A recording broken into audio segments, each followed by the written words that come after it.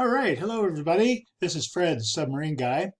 Today we're going to talk about how to get 100 leads in 30 days. And this is day one, so this is going to be the fast way to do that. Going to give you a little background, show you what we're going through here. First of all, we're going to talk about some facts about traffic that you need to know. They're pretty simple, that'll go pretty fast. And then I'm going to talk about the 5 sources of traffic. Now, you may be saying, well, gosh, there's hundreds of places, thousands, if not thousands of places where you can get traffic, which is true. But I think once I put them in these 5 categories, these 5 sources, it'll help you understand how to use it and things like that a little better. So we'll go into the 5 sources of traffic. Then we'll talk about the best marketing method that's proven over the test of time. The world's easiest funnel. I think you're really going to like this one. And then last part is going to be where to get leads fast and how to approach them. So let's get going here. Facts about traffic. First of all, if you don't have any traffic, you don't have any profits. I mean, that's pretty simple. That's kind of first grade stuff, right? And I'm not trying to insult your intelligence, but if you're not sending traffic, which is website people, to your offers, your sales pitches for your product or your services, then obviously you're not going to sell anything. Okay. So, real basic, you got to be able to send traffic to your offers. And obviously, from the corollary to that is the more traffic you send, the more people that look at your offers, the more sales you're going to make. Next thing is there's no such thing as free traffic. We'll talk about how to get paid traffic and how to get free traffic, but the free traffic really is not free. You pay for it with your time. And your time is really your most valuable asset. So you want to get to the point where you can use paid traffic, and I'll show you in a few minutes why you want to do that and how it's not going to cost you anything out of pocket. Okay, there is an unlimited amount of traffic that you can buy. You can buy traffic from dozens, hundreds of sources, targeted traffic, your perfect clients, and of course you got to pay for that, and I'll show you how to do that. But if you can get to a point where you can afford to buy traffic and you're making more money than you're spending, then you'll be in good position. Sorry, my dog's knocking on the door here. You can't afford to not drive traffic to your offer again on a consistent basis. Time or money is what you put in to get traffic, right? You can either spend your time for free traffic or you can spend your money to get paid for traffic. Once you get traffic, you can start making sales. And that's really the goal here, is to make profits and increase your profits, right? So let's talk about the 5 sources of traffic. Number one, like I said, you can buy it. There's hundreds of places you can buy traffic: banner ads, solo ads. That's where you contract with somebody who's got a list of people on their email system that they can send out offers to. You can contract with those people to send out. They usually charge you 50 cents to a couple of dollars per click to get to their list. You can buy ads on Facebook. Obviously, Facebook's a great place to advertise. You can target down to the nth degree on Facebook to get down to your perfect client. You can specify age and male or female, and do they have a job or not? Do they have savings? Do they have kids? Do they own their own home? All those kinds of things. Just dozens and dozens of ways you can target your perfect client to get them to click on your ads. The good parts about buying traffic: number one, it gives you fast results. I bought some traffic about 3 weeks ago, and I have 194, I think it was, 194 new leads in my system looking at my offers, right? I'll tell you how that works in a few minutes here. You can get pretty targeted traffic, right? Mostly if you want weight loss or make money online or personal development or those big categories, you can get pretty good targeted traffic. Again, if you go to a place like Facebook, you can get very targeted traffic. Unfortunately, that starts costing you a lot of money too. But the best thing about buying traffic is it's scalable. Once you find targeted traffic that is buying your stuff at a certain rate, 2 or 3% per click kind of thing, and you're making a profit, then you can take those profits and roll that back into more and more traffic and get more and more profits, right? The cons, it can be costly. If you make a lot of mistakes up front until you find your perfect offer and your perfect client, you can sink a lot of money into it. So it's good to know that you've got a good offer, a closing offer that's buying your stuff first before you pay a lot of money. And it can be kind of complicated. If you hadn't dived into Facebook ads, their interface is not the most user friendly in the world. Um, Same thing for Bing ads, which is Yahoo's version, and some of those. I haven't tried YouTube ads yet. I understand they're pulling pretty well, but some of those interfaces are not the most friendly. But buying traffic is where you want to get for long-term scalable profits. Number two, you can earn traffic. Okay. I put just one example up here, which is content marketing. That's like writing articles or blog posts or creating videos that go out or Facebook Lives or posting um, information graphics and things like that that will draw in your clients who were interested in the topic of the article or whatever. And if they're interested in what you're doing, then they might either click on your link or fill in your lead form there and and become your lead. The good part about it is there's no cost, right? It does take your time to create these articles or these videos or these graphics kind of things, but you can also target the traffic by targeting your article and your graphics kind of thing. So you can get very targeted traffic. Again, it takes time to build up. So the cons are it's kind of slow. You don't always hit a home run when you create an article, so you have to keep looking at your search engine optimization factors and things like that. It can get a little complicated to be real successful at article marketing, but there are people that make hundreds of thousands of dollars just writing articles and getting leads from those articles. So again, good parts, no cost, and it's targeted traffic. The bad parts, it's slow and it's a little bit complicated, so you don't get the benefit right away. So that's number two. Number three, you can borrow traffic. Now, what do I mean by borrowing traffic? Well, if you do joint ventures where you have an offer that you email to your list and the joint venture partner emails your offer to his list, then you're sort of trading offers, if you will, and you can build up your list from sending your offer to his list is kind of the thing. Same thing with affiliate marketing or guest blogging, where you uh, write an article, let's say for a guest blog article, and publish it on somebody else's blog. So you're taking advantage of their traffic and their readership to read your guest blog article on their blog.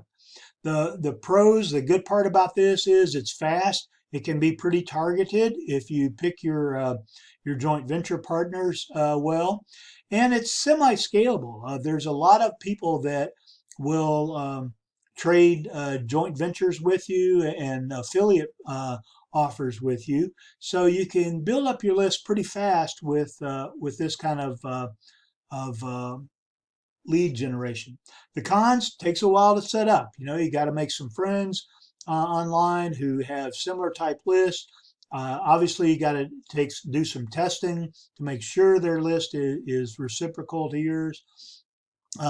You've got to be able to have a list or of some size to send an offer out to, and you probably need 1,000 or more people on your list before you can start doing this. Okay, and you run the fact that um, the other person's list may be burned out. In other words, they may be emailing it too much, and if that's the case, then they're not going to be very responsive. So there's some pros and cons, but it is a pretty good way to get some free traffic by sort of trading traffic with other marketers. So number four, recycle it. This is one of my favorites. As you build up your email list, you're able to send out offers to it over and over and over. So that's sort of recycling the initial intent of getting somebody on your list for a specific offer. You can send them additional offers over and over and over until they unsubscribe. And if you do that right, and you send, and we'll talk about how to do that later, you can make sales over and over and over to the same people on your email list. You can also build up a following on social media. My second example there, Facebook, Instagram, Twitter, that kind of thing. Some of those have more or less advantage. Twitter obviously moves pretty fast, so you don't get as close a readership there. Facebook, of course, Facebook groups are very big now, and Facebook likes them, so they'll help you promote them. So they're a little there's a good positive there. The pros, it's a fast way to build up a readership. It's very targeted depending on how you build it. We'll talk about that. It's fully scalable. In other words, if you've got a list and a way to build the list, you can scale it by sending more traffic to it, right? And it's easy to automate. You can send emails. You can create emails to send and program them ahead of time. Sometimes I've written an email series where I'm going to launch a product on, say, a Friday, and I'll write 5 emails that I'll start on Sunday and then send Monday, Tuesday, Thursday, and Friday, or something, some sequence on. You can program those ahead of time so that you don't have to actually be there when the email is sent. And that's the way you automate your email. The cons, the bad parts about it, there is some setup to it. And so obviously some work up front to build your list. But if you concentrate on building your list consistently, you'll see great results over the long term as your list grows and grows and grows. Okay, so that's what we call recycling. Email, social media groups, especially like Facebook groups, things like that, are how you can recycle your traffic there. And the last one is retargeting. This one gets a little complicated and a little technical, and it's sort of like number 4, recycling. But what this means is big advertisers like Facebook and Google and Yahoo will let you put what they call I'm forgetting the name, a pixel on your advertisements, your lead capture pages or your graphics or things like that. And what that is if I, as a potential client, see your offer or your graphic and click on it, that pixel will fire, will set off and tell your source like Facebook or Google that me, Fred, clicked on that on this date and time, and here's my email address. Okay. And then you can go use that retargeting list of people who have already seen your ads and clicked on your ads or your graphics or whatever, and you can target those people again with new ads on either Facebook or Google or wherever you're advertising. I may not have described that real well, and it is, like I said, a little bit technical, but it's not that hard, and it's one of the best sources of traffic that you can build up over time. It's people who have already seen your ads. And so even if you don't know what retargeting is now, keep it in the back of your mind that as you build your list and you learn how to retarget, that eventually your retargeting advertising will bring you more revenue, more money than anything else. Okay, so that's the 5 sources of traffic. And again, there's hundreds of places where you can get this kind of traffic in these 5 different categories. But again, think about these in terms of paid or free, how much work is involved, the pros and cons of each, and which one you might want to do for your advertising. So, what is the easiest way to run a business online? What's the easiest way to get traffic online? And what's the easiest way to make sales?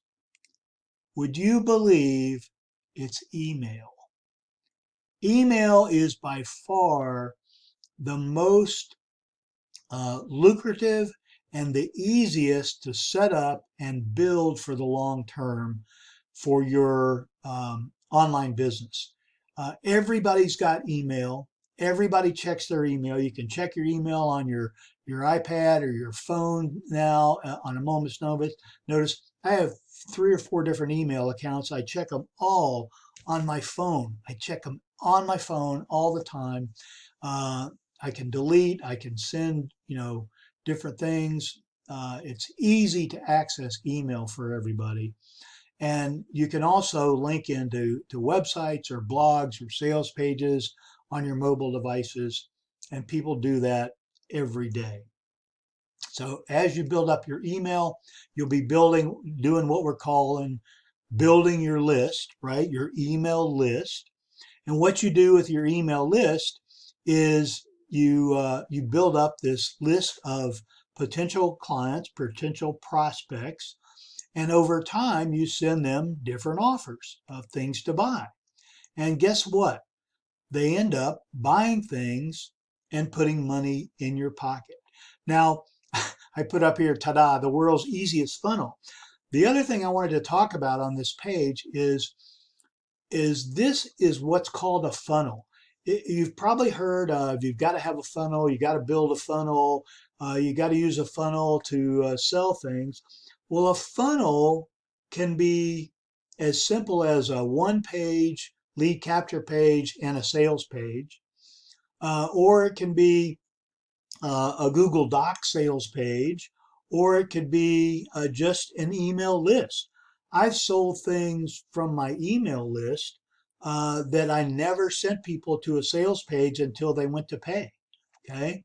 It's probably better if you do more than that. In other words, send them to a sales page or an infographic or some videos or things like that. But as you build your list and your email and your list, you'll learn what your clients, how your clients want to respond. Do they respond to videos better? Do they respond to blog posts better? Do they respond to emails, long emails better? Every list is different and it depends on your style and the way you interact with your list as to how your list will respond and make money for you. You can send offers from 5 to 50 to 500 to $5,000 or more to your list. If you hadn't heard, let me back up here. It's just as easy to send a $5 offer as a $5,000 offer to your list. And believe it or not, people buy high ticket offers every day. Okay.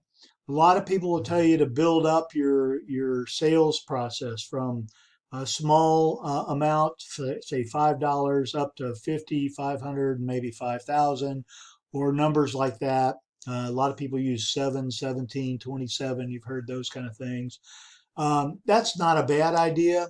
I also know people that lead off with their high ticket offers, $1,000, $5,000 at a pop on sales, and they make just as many sales as the $5 offers do up front.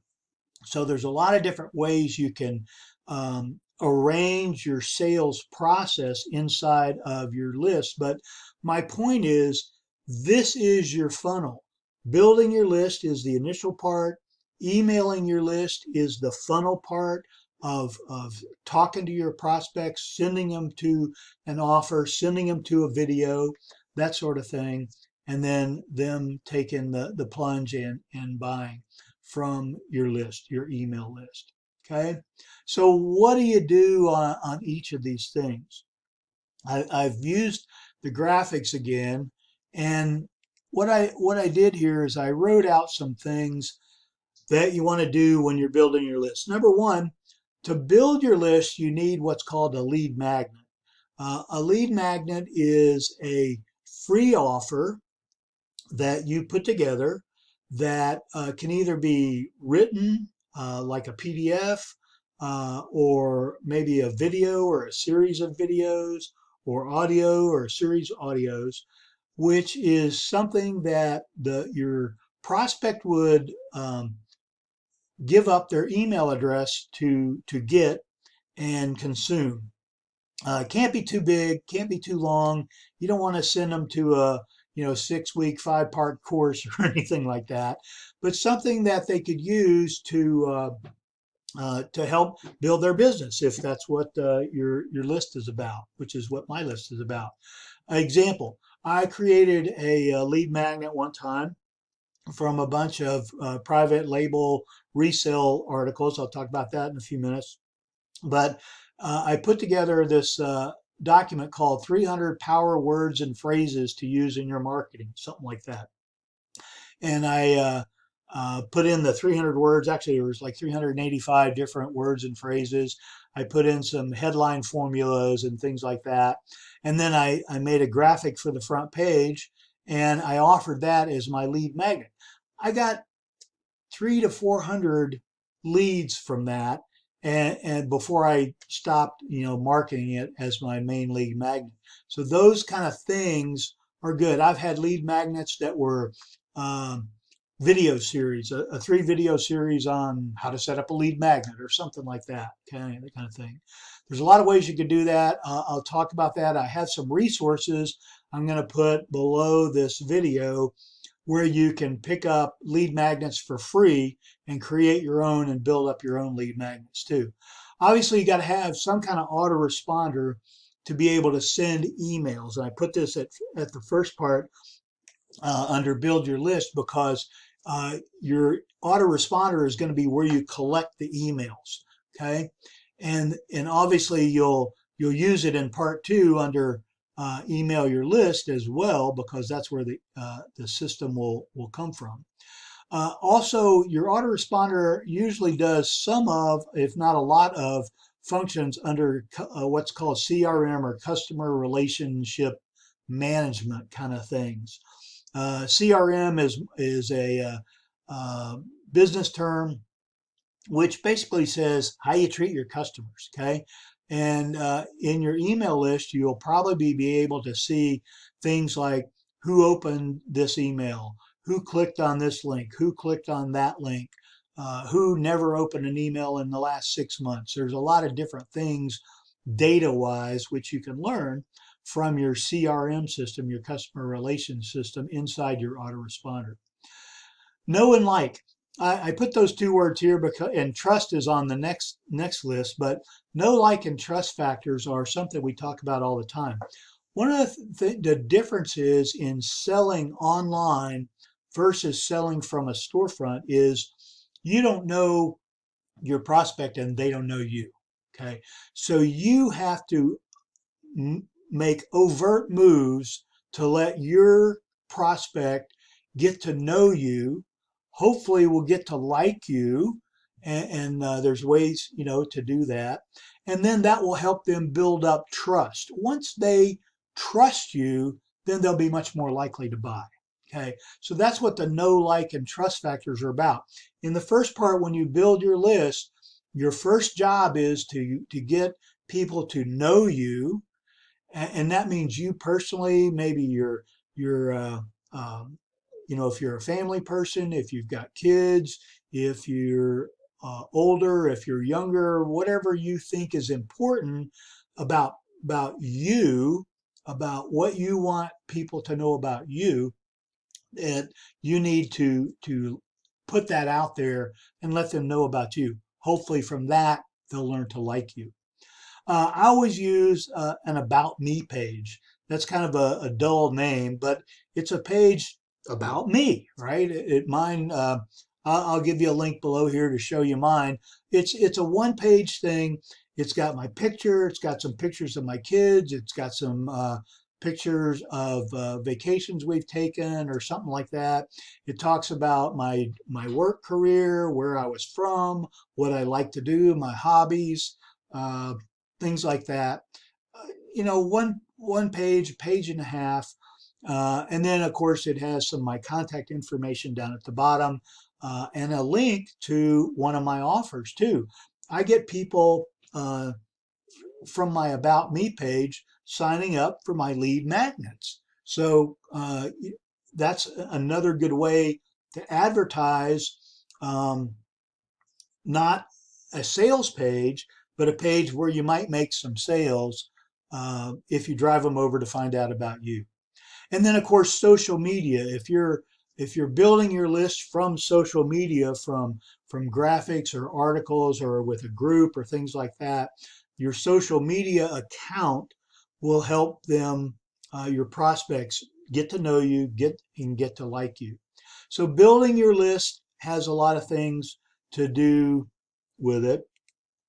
The next part, of course, is emailing your list. There's a lot to talk about here. Number one and number two are the things you can do with your autoresponder. Number one is you can write an automated follow-up sequence. And let's say you're giving away this lead magnet on how to get 100 leads in 30 days. For instance, you'll want your follow-up sequence to talk about those. You might in the next video, I'm going to show you a sequence of follow-up emails you might want to use. A welcome email, a email about the product, an email testimonial about the product, and those kind of things. So you can have your follow-up sequence in there. I normally recommend you have somewhere between 10 and 20 automated follow-ups in your email list. Why? Some people don't read your email. Surprise, surprise. One of the things you will find in your email system is how many people open this email. And more people will open up the welcome email, the first one, than will open up the second one, which might be, about me or testimonials or about this product or something like that. So you want to understand that and put more of your important information, say, in your welcome email. And that's why I concentrate. One of the things I teach in my course is how to construct your welcome email to get the most value out of it, not only for you as a seller, but also for your prospect as your prospect, right? So the follow-up sequence is number one. You want to have 10 to 20 emails in there to follow up with your prospect. Then the other thing your system does, your autoresponder, is you can send an email blast or an individual email to part or all of your list anytime you want to. If it's 8 in the morning or 10 at night, it doesn't matter. You can send an email from your email system, your autoresponder system, whenever you want. And you might do that if you've got a conference call coming up that maybe is weekly or something like that. You could send an email in the morning saying, hey, we got a conference call at 8 o'clock tonight. You might send a follow-up email at 4 in the afternoon. Don't forget about the conference call tonight. Really important because da da da da, right? You can send those as email blast to your list.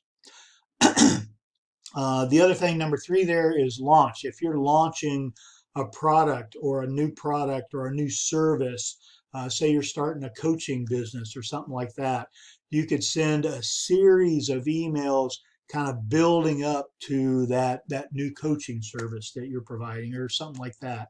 which might be 4 or 5 days long, or even 7 or 8 days long. Okay. Um, the other thing, number four, their frequency. The other thing you have to think about is how often should you email your list? There's a lot of controversy about this, and really, it's how you want to interact with your list. I've done emailed my list daily for a while, and then I emailed my list and said, "Are these daily emails convenient for you? Would you rather see Monday, Wednesday, Friday? Would you rather see it once a week? What would you like to see?" And the feedback I got, this is another thing you can do, is email your list and ask them questions. The feedback I got was daily's too much. Let's go. We'd rather see Monday, Wednesday, Friday. So now I do either Monday, Friday, or Monday, Wednesday, Friday, depending on what I have to offer, what topics are trending, and that kind of thing. But think about the frequency you're going to contact your list. If you build your list and you never email them, it's going to go dead on you. So you can't do that. You can't just build a list and then email them once a month or twice a month or once every 3 months or something like that. You've got to be in their email um, multiple times per week, I'll say. Doesn't have to be every day unless that's the way you want to operate. Um, like for me, every other day was about right. Twice a week is fine. I've got email. I'm on people's email list that email once a week. Sunday afternoon, I get an email from John. I know it's going to happen every week because he's consistent. Sunday afternoon, I always look for John's email, for instance, right? The key is to be consistent. And that's one of the things that I am very bad on is the consistency. I say I mail Monday, Wednesday, Friday.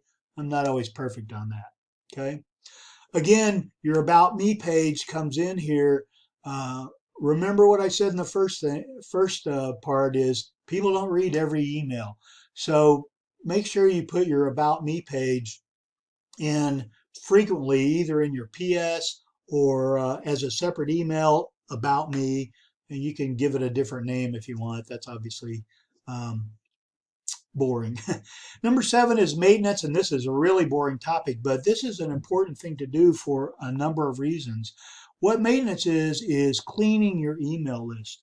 If you build up your email and say to 100 people, and 50 of them never open your email over a 6 month period, you need to get rid of them.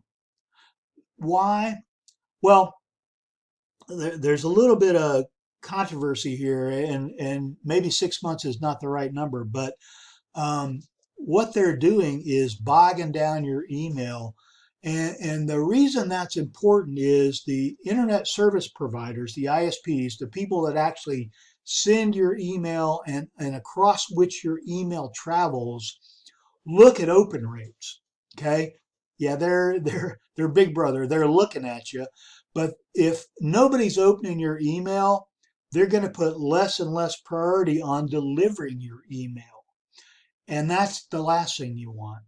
You want, eh, ultimately, you'd like everybody to open every email and click on every link that you have. Okay. That's the goal. You'll be lucky if you get 50% on all those numbers. I mean, really lucky. Um, I get some 50 and 60% open rates, but I hardly ever get more than 5 to 10% click through rates. Okay. Clicking your links is the hardest thing. Okay. But keep your list fairly clean. If you've got people on there that never open your email, what I do is I segment them. You can do that inside your CRM system, your email system. Segment them and say, show me all the people that hadn't opened an email in 6 months. And I send them an email and say, hey, John, you hadn't opened an email in 6 months. Do you still want to make money online, lose weight, do personal improvement, whatever your email list is about? Thanks, Fred. And I usually get 3, 4, 10 people, maybe a few more, who, depending on how many I email, who say, yeah, keep me on your list. The rest I delete a week later. Okay. So I've had email lists upwards of 10,000 people. My current email list is about 5,000 or 6,000, and I'm about ready to delete about 2 or 3,000 of those because they don't, I mean, if they're not looking at your emails and not looking at your offers, they're just bogging you down. So do create a maintenance plan. You don't have to do that right away, but after 3 or 4 months, you want to take a look at those kind of things to start cleaning up your list. And then the last thing, of course, is you can make money sending out emails. What can you sell? Affiliate products, MLM, training, coaching, information products, PLR, and I wrote diversity down here to remind me to talk about that. PLR is private label resale materials. That's materials, articles, videos, that kind of thing that people create and then sell you the rights to use them as your own. You can put your name on them. You can claim authorship. Um, you can put your links into them, that kind of thing. It's a great way to create products on your own, to call your own. Um, and so I'll have some links below to show you where you can get some good PLR to use that. One of the things I wanted to talk about, though, was diversity. I hate to tell you this, but not everybody's going to want to join your MLM. Not everybody's going to buy your affiliate product. Not everybody's going to like your PLR materials, kind of thing. Excuse me, by phone. Um, and so what I would recommend is you develop a portfolio of products. Start with one, move to 2 or 3 or 4 that you can sell to your list. Now, obviously, they should be related to what you originally signed up people for on your list. Okay. You can't send a weight loss product to a make money online person necessarily. But if you're sending, if you're building a weight loss list, there's a lot of weight loss products that you can sell of different kinds, either training or information products or products, to help them lose weight, nutritionals, that kind of thing. But diversify your portfolio so that if somebody doesn't buy your MLM product, for instance, they might buy something else, some training, some coaching, some an information series, an affiliate product, those kind of things. Tons of places where you can get affiliate products from places like ClickBank, JVZoo, Warrior Forum, that are across the realm of different products. Okay, so build your list, email your list, make money selling products. That's what this is all about. So that's about it for now for part one. Down below, I'm going to have some links to some lead sources that you can use to buy leads from, to send to your lead capture pages that can start building your list. Like I said, I got the last source I used, I got 194 leads. Some have unsubscribed, that's fine. But I've got 194 new leads in my follow-up system, my email system, from a $125 investment. And those people are buying my products, buying my offers, and that I'm sending them via email. So that's what you do when you buy leads that are in your niche. So good lead sources that you can build fast with.